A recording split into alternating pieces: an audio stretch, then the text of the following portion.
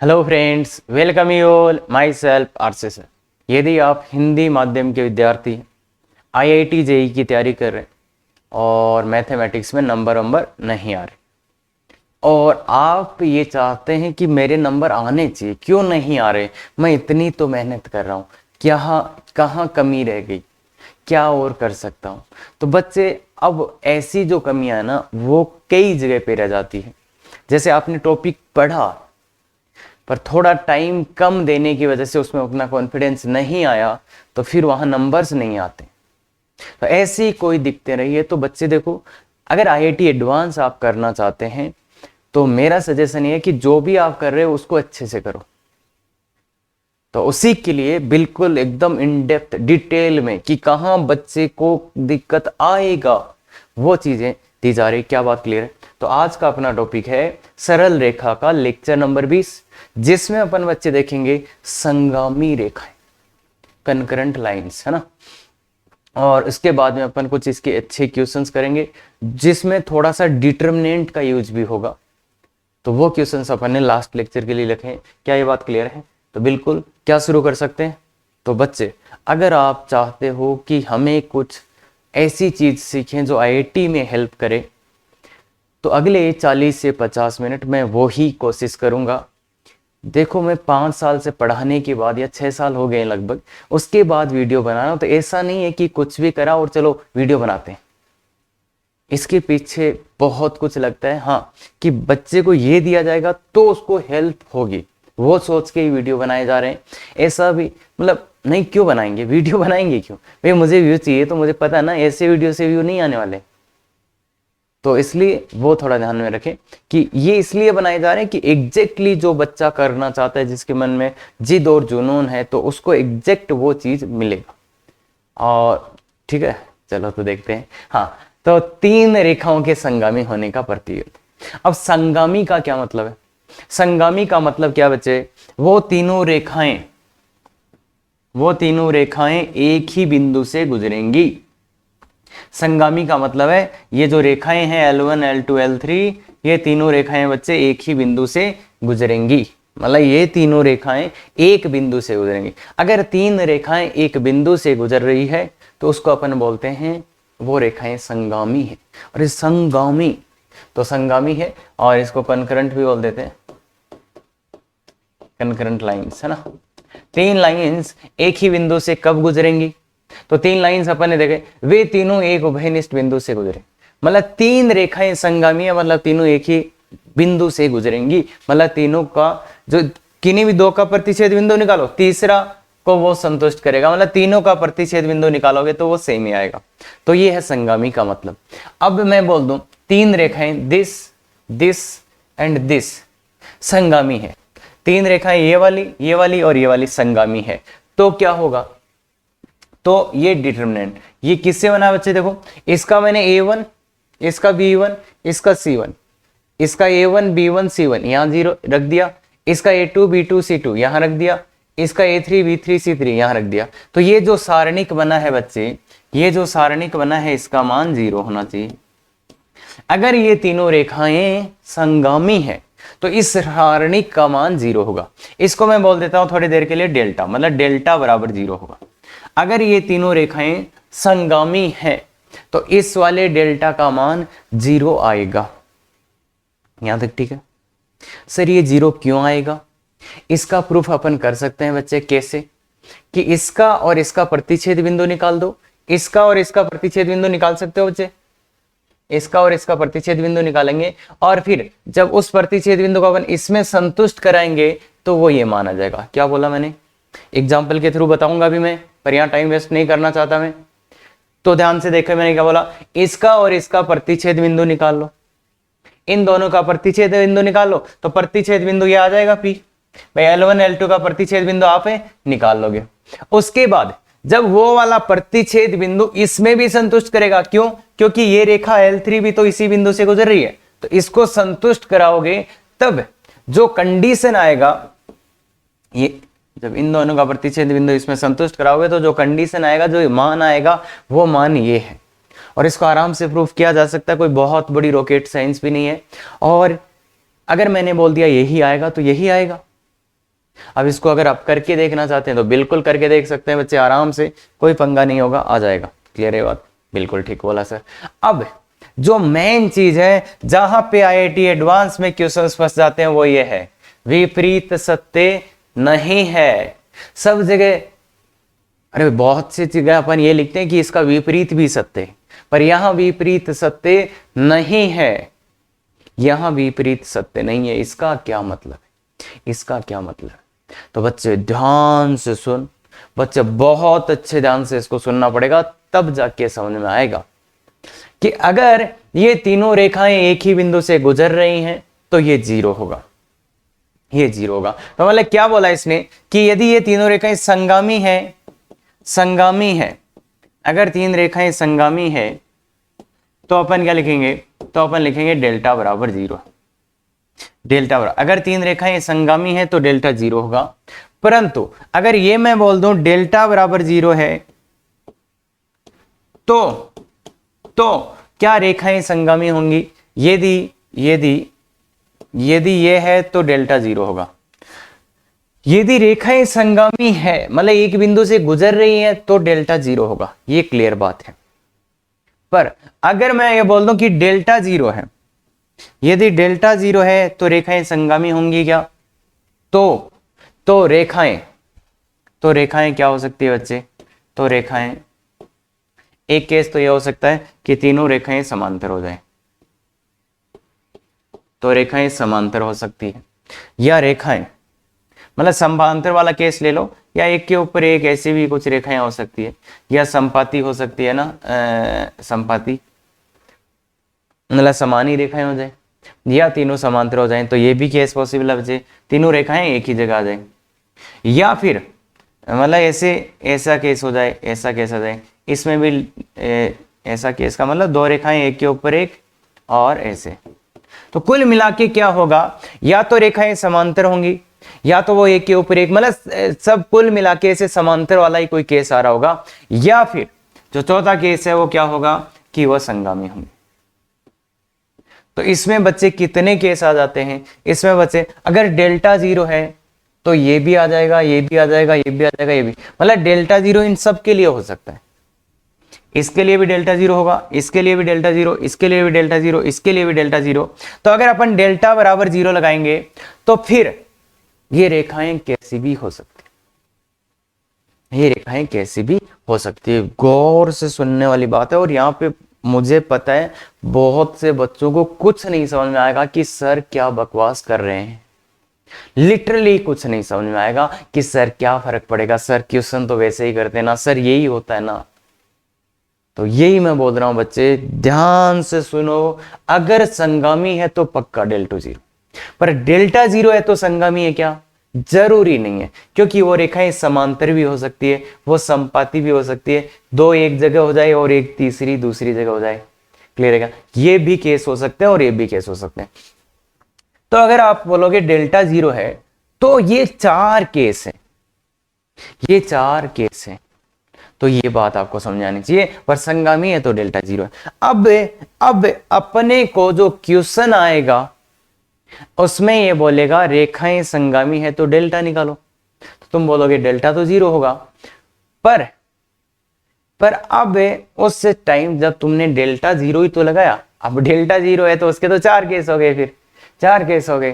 तो इसका मतलब इसको डील कैसे करेंगे? इसको डील कैसे करेंगे? तो बच्चे क्या होता है, तो इसमें ये होता है फिर कि अपने को करना क्या पड़ेगा सर, एग्जैक्टली करना क्या है, फिर करना क्या है ना, करना क्या है सर? तो देखो बच्चे, अगर delta not equal to zero तो रेखाएं संगामी नहीं होंगी,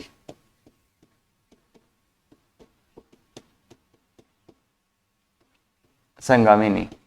अगर डेल्टा ही जीरो नहीं आया तो रेखाएं संगामी नहीं होंगी। भाई डेल्टा जीरो नहीं आया तो रेखाएं संगामी नहीं होगी। अब डेल्टा जीरो आ गया तो वो संगामी हो सकती है और नहीं भी हो सकती है। तो डेल्टा जीरो वाले केस में संभावना है कि वो संगामी हो जाए या नहीं भी हो जाए।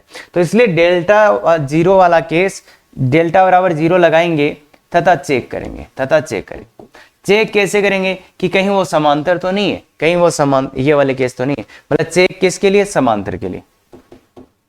समांतर या संपाती, समांतर या संपाती, भाई समांतर या संपाती नहीं होनी चाहिए बस, बाकी चले। मतलब अगर डेल्टा 0 है और रेखाएं समांतर या संपाती नहीं है तो फिर उसका संगामी ही होगा। मतलब डेल्टा 0 के केस में 4 केस।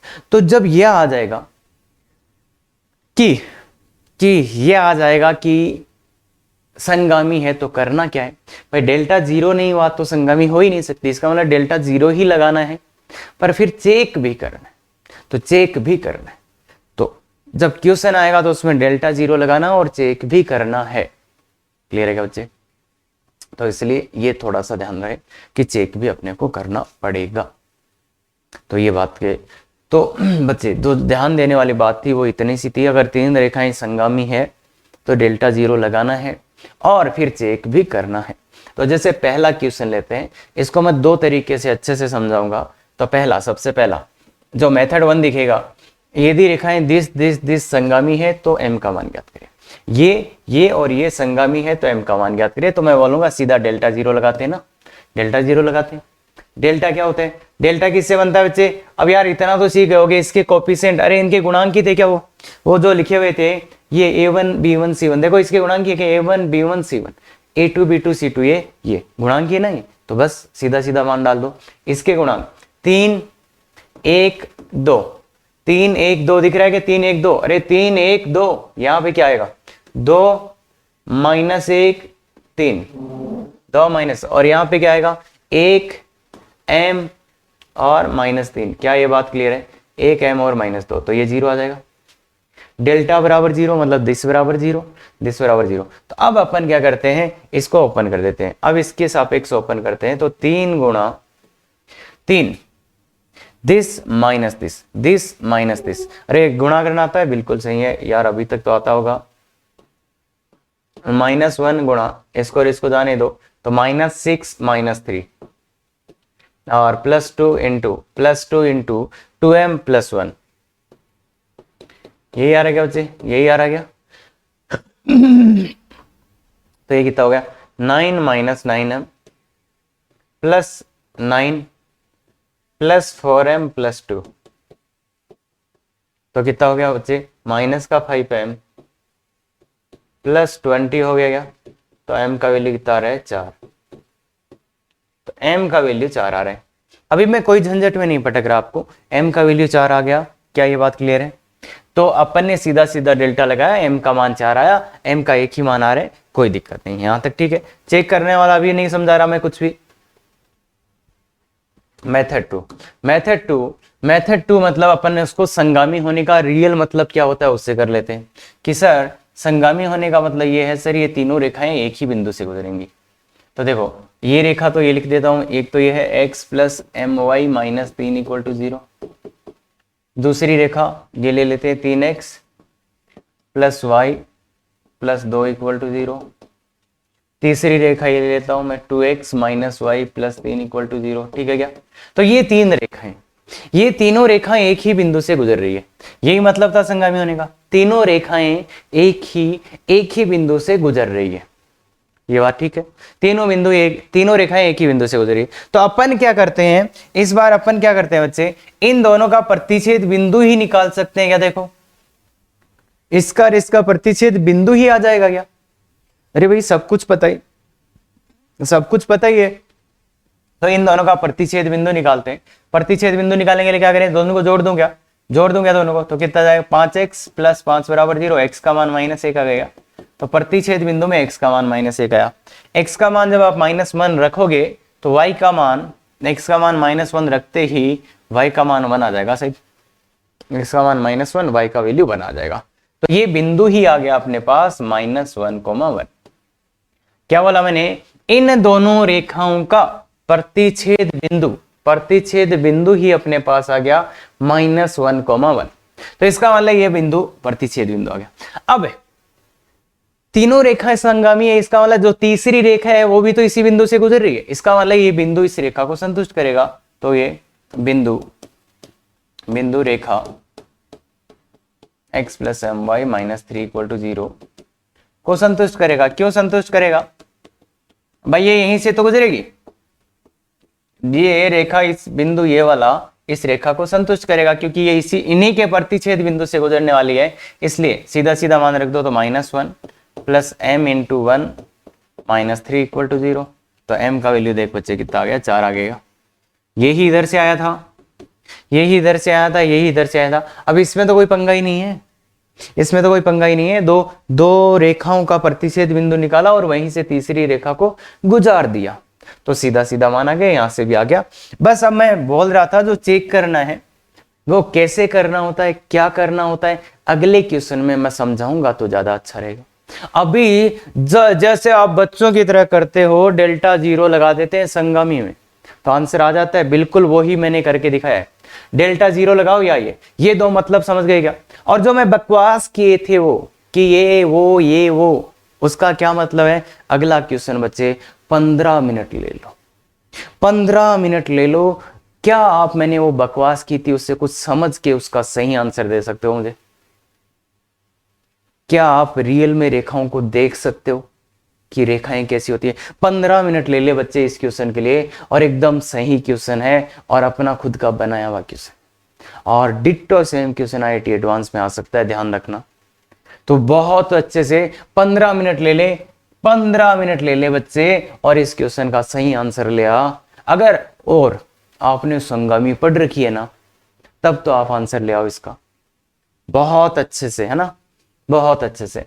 तो यदि रेखाएं दिस संगामी है तो लेम्डा के मानों की संख्या, ये वाला 10 से 15 मिनट लो, ध्यान से अच्छा आंसर ले आओ। तो क्या बच्चे, संगामी है तो सीधा सीधा ये दिखेगा, डेल्टा 0 कर देते हैं, डेल्टा 0 कर देते हैं, क्योंकि मेथड 2 लगेगा नहीं भाई। दोनों कोई भी दो रेखाएं ऐसी नहीं है जो सही है, अपन तो डेल्टा 0 करेंगे।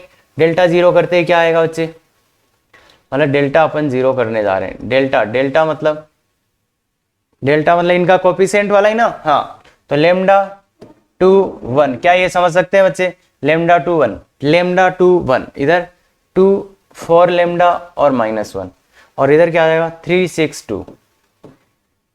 ठीक है बच्चे, ये 0। इसको ओपन करते हैं, ओपन करेंगे तो क्या मिलेगा अपने को, lambda into 8 lambda plus 6 -2 into 4 plus 3, अरे 4 प्लस 3 दिख जाएगा, +1 into 12 minus 12 lambda, 12 minus 12 lambda equal to 0।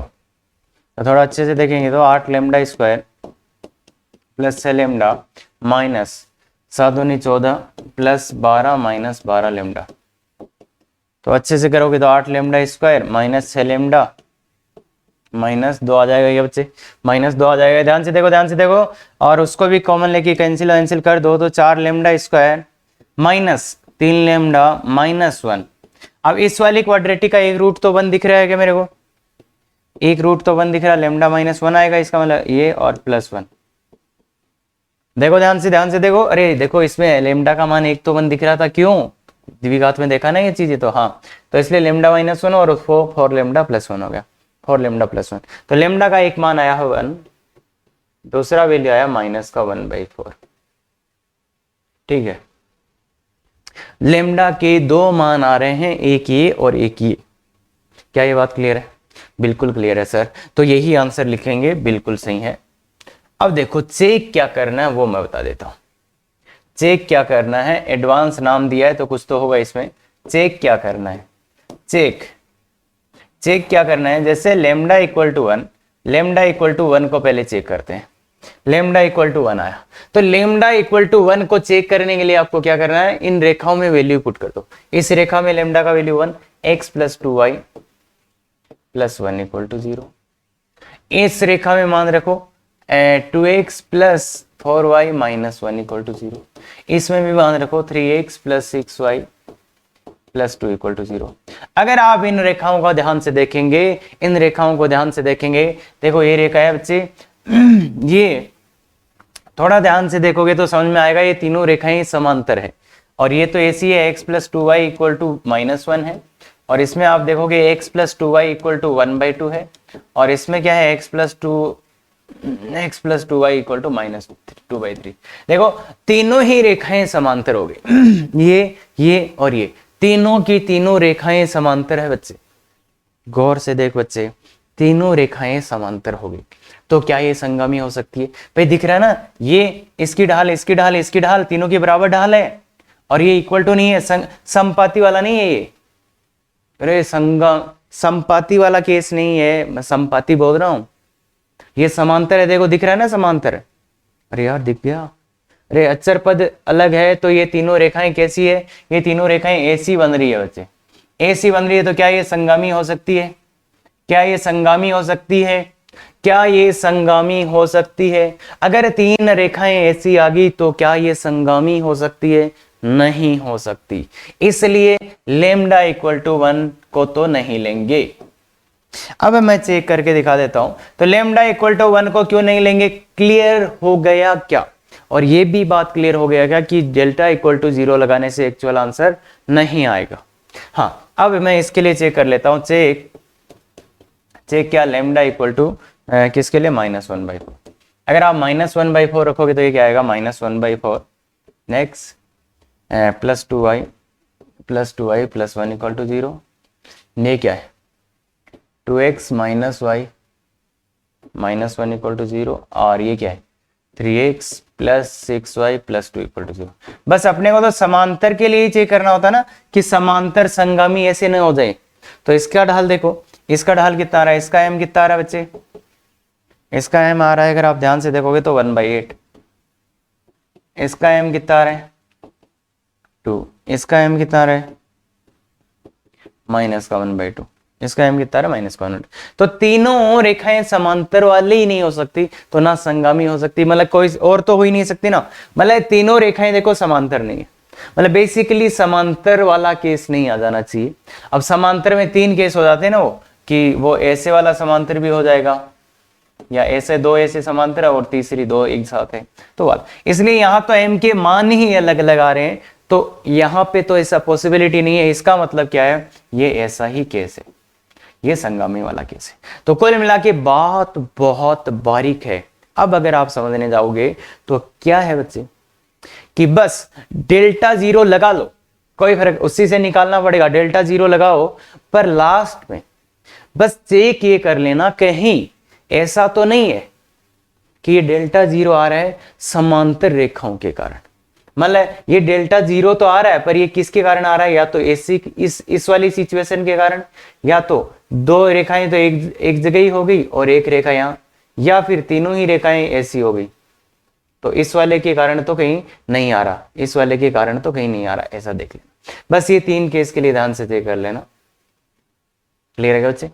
तो ऐसा भी हो जाता है, इसलिए तो इस क्वेश्चन का प्रॉपर आंसर क्या होगा? लेमडा के मानों की संख्या पूछा इसने, कितने ऐसे लेमडा के मान? 2 आए थे, पर ये तो रिजेक्ट हो गया और ये सेलेक्ट हो गया, इसलिए मानों की संख्या 1 है। और वो मान क्या है बच्चे? ये मानों की संख्या है। कितने ऐसे मान है लेमडा के? केवल एक ही मान। वो मान क्या है? वो लेमडा का मान पूछता तो वो क्या है बच्चे? -1/4। वो कौन सा मान है जिसको अपन लेंगे? तो -1/4। क्या ये कंसेप्ट क्लियर है? क्या इसका आंसर अपने को आया था? ठीक है, कोई दिक्कत नहीं बच्चे, ऐसी ही चीजें सिखाने के लिए बनाए गए हैं। क्लियर? चले भला। तो यदि रेखाएं दिश संगामी है तो ये याद करो। ये बहुत गजब का क्वेश्चन है, और ये क्वेश्चन है बच्चे किसका क्वेश्चन है? ये क्वेश्चन है डिटर्मिनेंट का, और बहुत अच्छा क्वेश्चन है डिटर्मिनेंट का। बस यदि ऐसी बात कर रहा है ये संगामी है तो इसका मान याद करो। तो संगामी होने का तो कंडीशन बस डेल्टा बराबर 0 है बच्चे, डेल्टा बराबर 0, केवल ये लगाना है आपको। तो और अब अगर आपको डिटर्मिनेंट नहीं आता तो जो क्वेश्चन मैं कराने वाला हूं वो बच्चे सब डिटर्मिनेंट की प्रॉपर्टीज पे बेस है। अभी जो भी क्वेश्चन अपन करेंगे वो सब के सब क्वेश्चन डिटर्मिनेंट की प्रॉपर्टी पे बेस्ड है आगे वाले। तो डिटर्मिनेंट पढ़ रखा है तो ही जाएं, और एक बार अपन देख सकते हैं कि हाँ ये 3-4 क्वेश्चन है स्ट्रेट लाइन के जो डिटर्मिनेंट की प्रॉपर्टीज, मतलब पूरा डिटर्मिनेंट नहीं आएगा तब तक ये क्वेश्चन होंगे नहीं। तो स्ट्रेट लाइन की बात करूं अगर इसी क्वेश्चन की, तो बस खत्म, यहीं पे खत्म हो गया। अब जो भी चीजें होंगी वो डिटर्मिनेंट की वजह से आएगा, अदरवाइज आपका आंसर नहीं आएगा। तो इसको सुन लो, तुम सुनोगे तो तुम्हें समझ जाएगा कि थॉट प्रोसेस क्या होता है। ध्यान से सुनना बच्चे। देखो, अगर मुझे इसका मान चाहिए, अभी इसको मैं खोल दूंगा ना तो फिर ये लाना बहुत मुश्किल हो जाएगा। अगर अभी मैं इसको ओपन कर दूंगा तो इसका मान लाना बहुत मुश्किल हो जाएगा, इसलिए मैं इसको ओपन नहीं करा। तो फिर मैं क्या सोच रहा हूं, मैं क्या करूंगा, मुझे दिख रहे हैं देखो P minus a, Q minus b, R minus c, मतलब एक तो मेरे को P माइनस ए दिख रहा है। अब यहां मैं क्या सोच रहा हूं, यहां मैं ये सोच रहा हूं कि P minus a, Q minus b, R minus c, ये कैसे ना कैसे अपन बनाए। यहां मैंने क्या सोचा कि ये चीजें बननी चाहिए अपने पास, ये चीजें बननी, क्योंकि देखो यही है ना, तो ये चीजें बननी चाहिए, तो ये चीजें बननी चाहिए। तो उसके लिए मैंने करा जो आपका R1 है, R1 की जगह कर दिया बच्चे R1 माइनस R3, और R2 की जगह भी कर दिया मैंने R2 माइनस R3। क्लियर है बात? R1 की जगह R1 माइनस R3 और R2 की जगह R2 माइनस R3। तो देखो बच्चे क्या आया, ये ऑपरेशन लगाना आता है तो ध्यान से देखो भाई, P माइनस ए, P माइनस ए, P माइनस ए आएगा बच्चे, और फिर B माइनस बी 0, और ये C माइनस R। फिर क्या हुआ R2 माइनस, तो ये 0, ये Q माइनस बी, और ये C माइनस R, और ये तो ऐसा का ऐसा A, B और R। ठीक है बच्चे, ये ऐसा का ऐसा रह गया, ये ऐसा का ऐसा रह गया। अब क्या कर सकते हैं, अब ये तो बन गए, देखो P माइनस ए बन गया, Q माइनस बन गया, R माइनस सी भी बन ही गया, बन गए।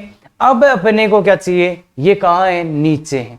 तो मतलब अब अपना एम क्या हो गया, P minus a, Q minus b, R minus c को नीचे ले जाए, नीचे ले जाए।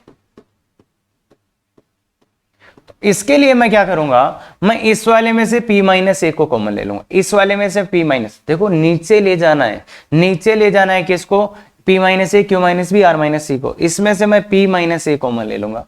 तो P माइनस ए तो कॉमन आ जाएगा बच्चे, और बच्चे का क्या मेरे पास, देखो बच्चे यहां देखो ध्यान से, इसमें से P माइनस कॉमन लेगा तो 1, 0 और A अपॉन P माइनस ए। देखना बच्चे, P माइनस ए कॉमन लिया मैंने पहले में से, दूसरे में से मैं ले लूंगा Q minus b, Q minus b common लेऊंगा तो ये 0, ये 1, और लास्ट वाला बचेगा B upon Q minus B. तीसरे में से मैं या तो C माइनस आर ले सकता हूं, पर मेरे को यहां पे R माइनस सी दिख रहा है क्या, तो मैं R माइनस सी ही कॉमन ले लेता हूं, R माइनस सी कॉमन ले लेता हूं। तो क्या बचेगा, यहां -1, यहां -1, और यहां पे क्या बचेगा, R upon c minus r. नहीं, R माइनस सी कॉमन लिया ना मैंने, तो R minus C equal to 0। क्या करा बच्चे मैंने, P minus a common, Q minus b, R minus c, यहां से कॉमन लिए, तो ये देखो चीजें नीचे आ गई, ये चीजें नीचे आ गई। अब ध्यान से देखना, ना तो ये 0 था, ना ही ये 0, ना ही ये 0। क्यों, क्योंकि ये नीचे लिखे हुए थे क्या, अरे नीचे लिखे हुए थे, अगर इनका मान 0 हो गया, ये भी नीचे था, ये भी नीचे, ये भी नीचे, अगर इनका मान 0 हो गया तो ये तो इसका मान ऐसे ही नहीं आना, इसलिए ना तो ये 0, ना तो ये 0, ना ये 0, इसलिए इनको मैंने काट दिया। अरे काट सकते ना, जो चीज 0 नहीं है उसको इधर वज्र गुणा कर सकते हो, इसको वज्र गुणा कर सकते हो। क्या ये बात क्लियर है? ठीक है, तो ये काट दिया। देखो थॉट प्रोसेस ध्यान से सुनना, चाहे आपको डिटरमिनेंट नहीं आता हो, पर आपको ये समझ में आना चाहिए कि कैसे सोचते हैं क्वेश्चंस को, और यही है मैथमेटिक्स में, ध्यान रखना। ये था, इससे मैंने ये बनाया क्या, P माइनस से P माइनस ये बनाने की कोशिश कर रहा था, बनाया। फिर इनको नीचे ले जाए, नीचे ले जाए, नीचे ले जाए। अब क्या करें, अब तो भाई ये सब कुछ बन ही गया, तो अब इसका मान लाना है। तो अगर इसको ओपन करना है, मुझे इसको खोलना है, इसको ओपन करना, तो किसके सापेक्ष खोलूं मैं, इस वाले डिटरमिनेंट को मैं किसके सापेक्ष खोलूं? आज मैं इसके सापेक्ष नहीं खोलूंगा, आज मैं इसको ओपन करूंगा इसके सापेक्ष, इसके सापेक्ष प्रसार करूंगा। उससे फायदा क्या होगा वो आप तभी समझ पाएंगे जब आप उसको इसके सापेक्ष खोलेंगे।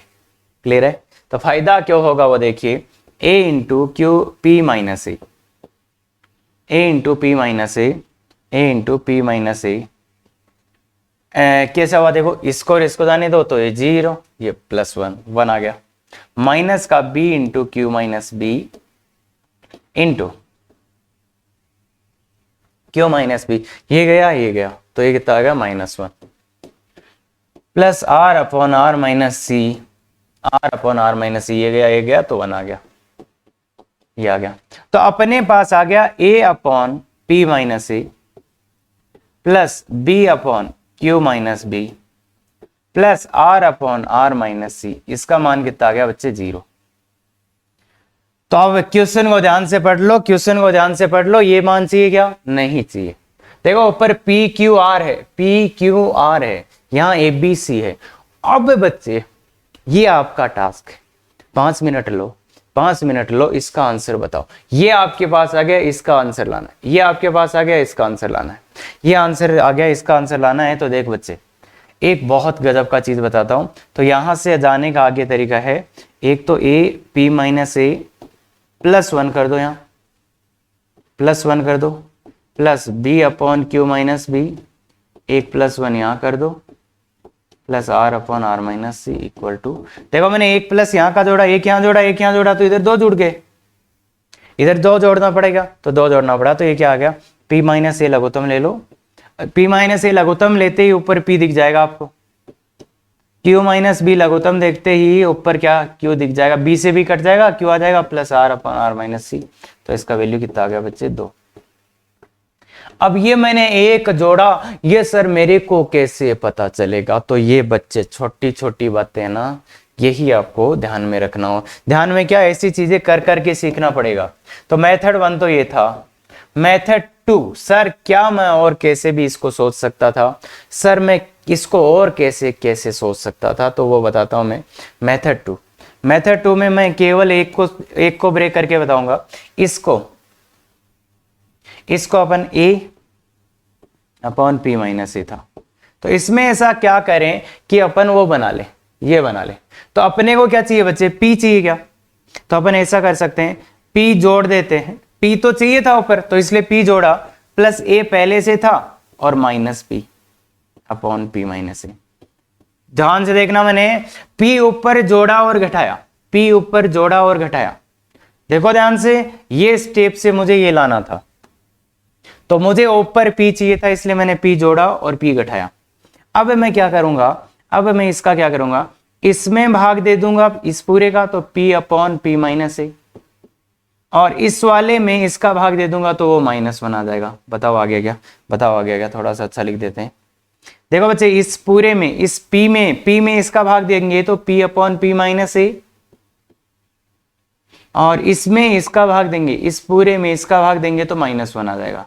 तो मतलब इसकी जगह आप ये लिख सकते हो, इसकी जगह ऐसा ही कुछ आ जाएगा। तो फिर उस -1 को उधर ले जाओ, 1 और 1 2 हो जाएगा।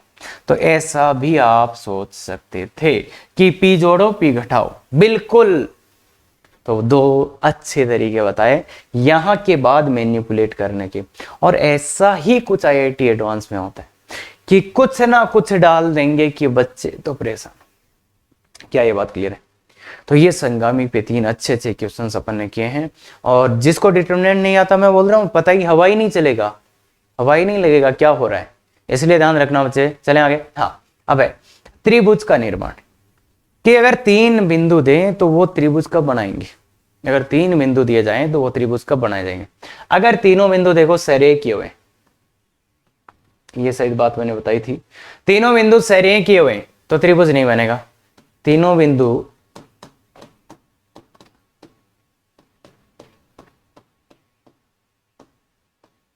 तो त्रिभुज नहीं बनेगा।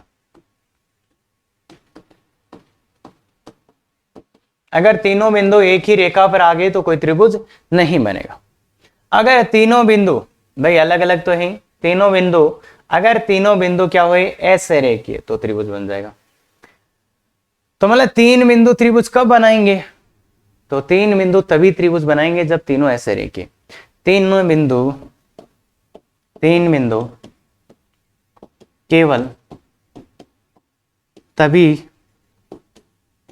केवल तभी त्रिभुज बनाएंगे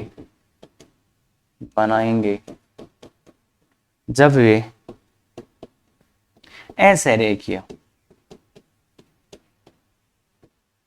तो 3 बिंदु त्रिभुज तभी बना सकते हैं जब वो असरेखीय हो। मतलब एक रेखा में नहीं हो, एक रेखा में नहीं हो तो ही 3 बिंदु त्रिभुज बना सकते हैं। क्या ये बात क्लियर है? अब सरेखीय बिंदु को चेक करने के लिए बच्चे अपन ने 4 तरीके देखे थे, याद होने चाहिए आपको। सरेखीय बिंदुओं के 4 चेक करने के 4 तरीके। एक तो ये देखा था कि त्रिभुज का क्षेत्रफल 0 आ जाए, इसका मतलब वो सरेखीय है। अरे वो ढाल वाले देखे थे ना 4 तरीके, हाँ बिल्कुल बिल्कुल बिल्कुल। तो ये ध्यान रखना, अगर 3 बिंदु सरेखीय होंगे तो त्रिभुज नहीं बनाएंगे, और सरेखीय नहीं है तो त्रिभुज बनेगा ही बनेगा। मतलब तीनों बिंदु एक रेखा पे नहीं है तो त्रिभुज बनेगा ही। अब 3 रेखाएं कब त्रिभुज बनाएंगी? 3 रेखाएं कब त्रिभुज नहीं बना कब बनाएगी? तो पहला कंडीशन, अगर तीनों रेखाएं समांतर हो गई तो यहां पे पहला कंडीशन त्रिभुज नहीं बनेगा, त्रिभुज नहीं बनेगा। अगर तीनों की तीनों ही कैसे होगी? समांतर होगी। या फिर 2 रेखाएं एक के ऊपर एक हो गई, तो आप तीसरी रेखा को कहीं बना दो। 2 रेखाएं एक के ऊपर एक होगी, तीसरी रेखा को यहां बनाओ या इसके ऊपर बनाओ, यहां पे भी त्रिभुज नहीं बनेगा। तीनों रेखाएं समांतर हो गई या दो रेखाएं संगामी होगी। देखो 2 रेखाएं समपाती और एक उनके समांतर, या 2 रेखाएं देखो ऐसी होगी और ऐसा तीसरी रेखा आएगी तो भी त्रिभुज नहीं बनेगा। या फिर तीनों ही रेखाएं ऐसी होगी एक के ऊपर एक तो भी त्रिभुज नहीं बनेगा, तो यहां पे भी त्रिभुज नहीं बनेगा।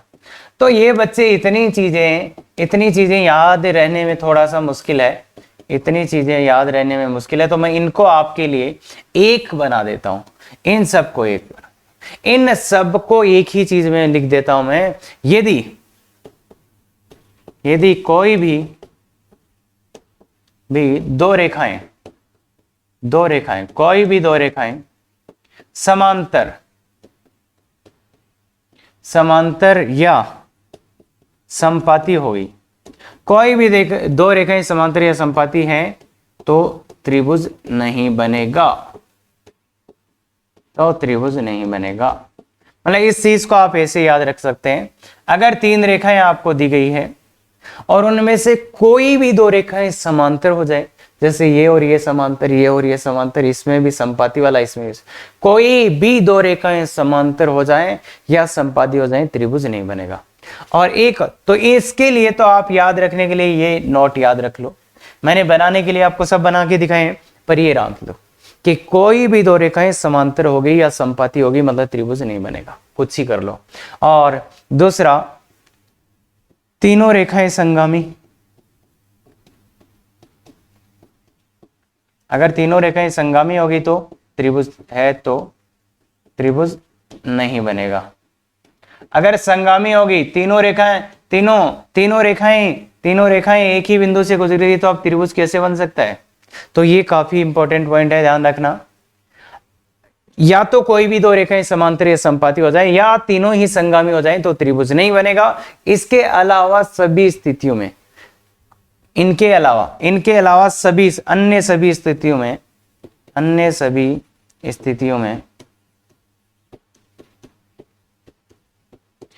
त्रिभुज बनेगा। क्लियर है क्या? अन्य सभी स्थितियों में त्रिभुज बनेगा, ये बात क्लियर रखना। तो इसलिए ध्यान रख लेना, 3 रेखाएं त्रिभुज कब बनाएंगी?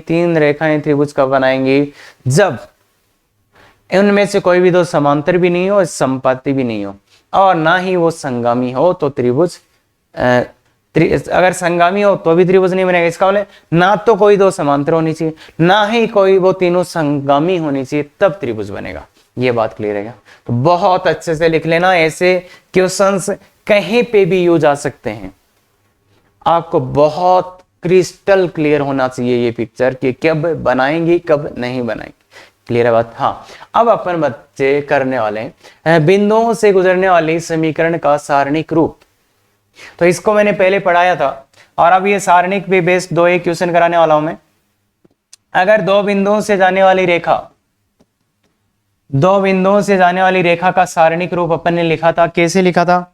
याद भी होगा कि ये किसी ना किसी का बिंदुपति है, ये रेखा का समीकरण किसी ना किसी का, तो ये तीनों सरेख ही है, मतलब त्रिभुज का क्षेत्रफल 0, HK1 x1 y1 1 x2 y2 1, ऐसे करा था ना अपने।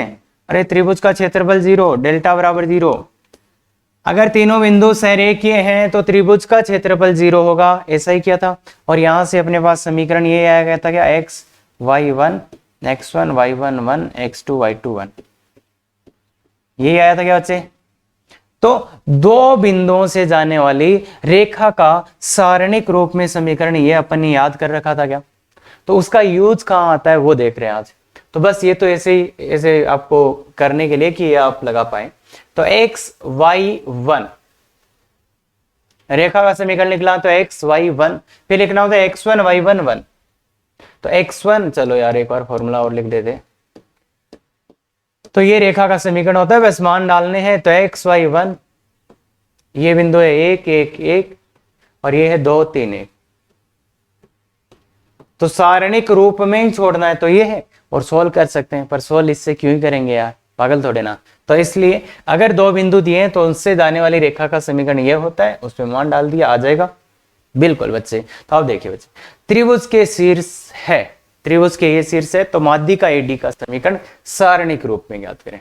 तो यहां पे एक छोटा सा क्वेश्चन ही बनता है, ये बाकी कुछ नहीं है। जब आप सारणिक पढ़ लोगे तो आप आराम से कर पाओगे। x1 y1, b है बच्चे x2 y2 और c है बच्चे x3 y3। एडी का समीकरण चाहिए, एडी का। तो डी बिंदु ला सकते हैं क्या अपन, डी इसका मध्य बिंदु ला सकते हैं क्या बच्चे, ला सकते हैं बिल्कुल। x2 plus x3 by 2 y2 plus y3 y2।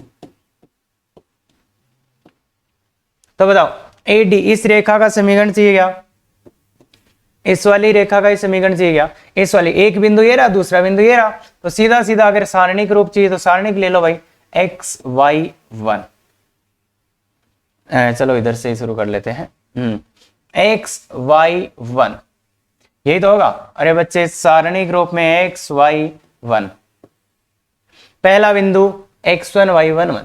देखो दो बिंदु चाहिए तो एक ही रहा, पहला तो x1 अपने पास है y1 और 1, दूसरा बिंदु ये रहा, तो इसका वैल्यू यहां पुट करो भाई। x1 y1 1 तो ये है, x2 y2 ये है दूसरा बिंदु, तो इसके निर्देशांक यहां रखो, x2 plus x3 by 2 y2 plus y3 by 2 और ये 1।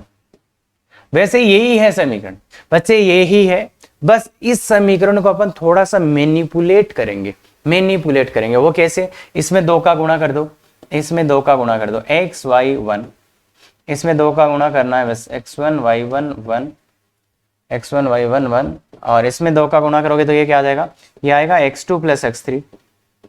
इसमें 2 का गुणा कर रहे हैं y2 प्लस y3 और यहां 2 आएगा, उसको मैं लिख रहा हूं 1 प्लस 1। अब जो चीज है जिसके बारे में अपन बातें कर रहे हैं, अगर एक सारणिक है जिसमें सभी पदों में 2 पद हैं, तो इसको अपन ब्रेक कर सकते हैं, इसको अपन तोड़ सकते हैं। x y1 और x1 y1 1 और x2 y2 1, एक तो ऐसे और एक इसको ऐसे, x y1 x1 y1 1 ये सेम रहेगा दोनों, और ये आ जाएगा x3 y3 1। और अगर आप बहुत गौर से देखोगे तो ये क्या है बच्चे, ये वाला क्या है, ये वाला AB का समीकरण है, सारणिक रूप में AB का समीकरण है। ये AB का समीकरण प्लस इसको गौर से देखोगे तो ये AC का समीकरण बराबर 0। सारणिक रूप में है बच्चे, ये ऐसे मत कर देना तुम, AB का समीकरण प्लस AC का ना, सारणिक रूप में। ये देखो AB का समीकरण लिखना होता तो AB क्या आएगा, AB का समीकरण x y1, AB के लिए पहला बिंदु ये है x1 y1 1 और दूसरा बिंदु ये x2 y2 1। तो AB का सारणिक रूप में समीकरण ये है। तो सारणिक रूप में AD का समीकरण क्या आएगा, AB प्लस AC। मतलब AD का समीकरण जो आया है वो क्या आया है, AB प्लस AC। मतलब अपन सारणिक रूप में AB प्लस AC। और ये चीजें नहीं समझ में आएगी तो कोई काम की नहीं है बच्चे। जब आपका डिटरमिनेंट पूरा हो जाए उस टाइम आके देख लेना, 1 सेकंड का सवाल है क्या, कि अगर किसी भी सारणिक में ये दो दो का योग है तो इसको अलग अलग कर सकते हैं, ये दो सेम रहेंगे, इसमें एक और इसमें एक, और सारणिक रूप में देखा जाएगा तो ये AB का समीकरण है, ये AC का समीकरण है। क्या ये बात क्लियर है? क्या ये बात क्लियर है? बिल्कुल बच्चे, बहुत छोटा सा पॉइंट है, ये कुछ भी नहीं है, ध्यान से देखिए। हाँ, दूसरा, त्रिभुज के इस बार AD का कोण अर्धक चाहिए, अंतः कोण अर्धक चाहिए, अंतः कोण अर्धक का समीकरण, अंतः कोण अर्धक का समीकरण चाहिए। तो यही बात है बच्चे, ये थोड़ा यार अच्छा कर लेते।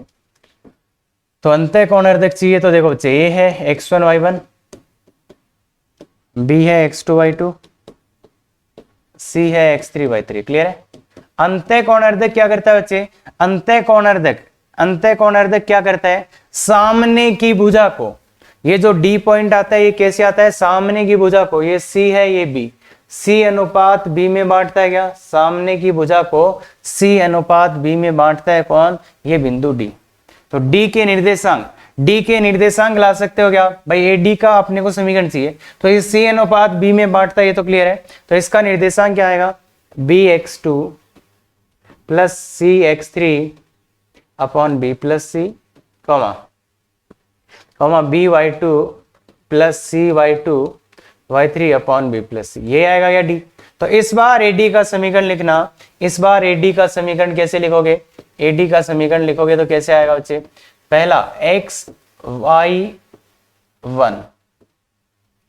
xy1, ठीक है, और दूसरा बिंदु ये, पहला बिंदु ये रहा x1 y1 1, बच्चे सारणिक रूप x1 y1 1, x2 y2 1, पर अब इसमें ये D पॉइंट का निर्देशांक लेना है, तो इसलिए BX2 plus CYX3 upon B plus C, और यह है BY2 plus CY3 upon B plus C, और ये 1। अब यही है B प्लस C से इसको गुणा करेंगे, XY1 x1 y1 1, और ये क्या आ जाएगा? B प्लस C से BX2 प्लस CX3, और ये BY2 प्लस CY3, और ये B प्लस C। अब इसको दो में स्प्लिट कर सकते हैं, तो क्या आएगा? XY1 x1 y1 1, BX2 BY2 और B, एक ये और एक ये, दो में तोड़ सकते हैं, XY1 x1 y1 1, और ये CX3 नहीं, अरे हाँ, CX3 और CY3 और ये C। अब देखो बच्चे, इसमें से B कॉमन ले सकते हैं। अगर आप B कॉमन लोगे तो ये किसका समीकरण दिखेगा? AB का। B कॉमन लोगे तो ये किसका समीकरण दिखेगा? AB का। प्लस इसमें से C कॉमन लोगे तो ये किसका समीकरण दिखेगा? AC का, बराबर 0। तो ये वही समीकरण आ गया, जैसे अपन इसके निर्देशांक ला रहे थे C/B से, वही ऐसा आ गया। तो मतलब ये AD का समीकरण, और ये समीकरण किसमें है? सारणिक रूप में है बच्चे, सीधे सीधे मत लगा देना इसको, नहीं तो गड़बड़ी हो जाएगा। क्या ये बात क्लियर है? क्या ये बात सर कुछ नहीं समझ में आया? कोई बात नहीं बच्चे, जिस दिन तो सारणिक पढ़ लेगा ना, ऐसे सवाल तो अपने आप ही कर लेगा यार। क्लियर है बात? क्या ये बात क्लियर है? देखो बच्चे, केवल इतना XY1 x1 y1 1, x2 y2 1, x2 y2 1 पढ़ो, इसको समझ में आ जाएगा। दो अलग अलग कर सकते हैं, B कॉमन ले सकते हैं, ये B का ये AC का। क्या बात क्लियर है? और बहुत सिंपल है, ध्यान से देख। क्लियर है? ये DPP है, ध्यान से करिएगा बच्चे बहुत अच्छे से। ये अपना इसका DPP है, तो DPP में अच्छे क्वेश्चन डाले हुए हैं। ये आंसर की है, लाइव क्लास ज्वाइन कर सकते हो। और देख बच्चे, अब मैंने इससे जो अपना सरल रेखा था, इसके वो पार्ट्स पूरे कवर कर दिए जो सबसे अच्छे थे, इंपॉर्टेंट थे और आते भी हैं। अब एक चीज तो अपन कवर करेंगे, ये जो चतुर्भुज होते हैं उनके बारे में।